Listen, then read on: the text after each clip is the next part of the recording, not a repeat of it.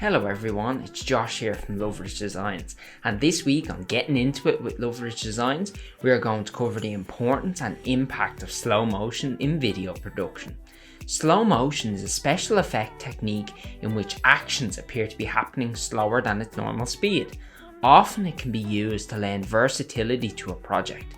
Slow motion makes the piece more cinematic and artistic. It adds emphasis, ramps up anticipation, and viewers can focus on the essence of the narrative. In the days of film, slow motion was achieved via a technique called overcranking. The camera operator will crank the reel faster to boost the frame rate while shooting, and then the film would be run back at normal rate.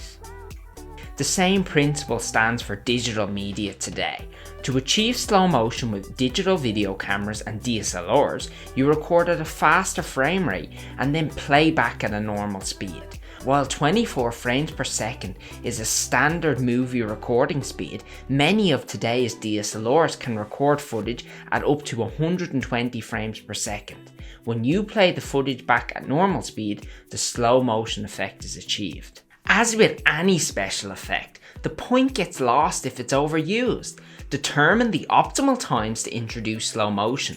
With product demos, for example, it's possible to get away with inserting several slow motion sequences for instructional purposes. However, with a more artistic or conceptual piece, you'll likely only use it once. In a sports scene, however, there's always discretion in how to slow down the action. The best way to get the most out of slow motion is to plan ahead.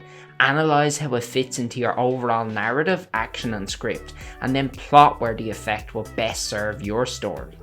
Viewers are always thrilled to see something they would not ordinarily perceive with their own eyes. Whatever your editorial aim in using slow motion, a combination of careful planning, good scripting, proper equipment and software skills will assure that your visual point gets across in the way you intended.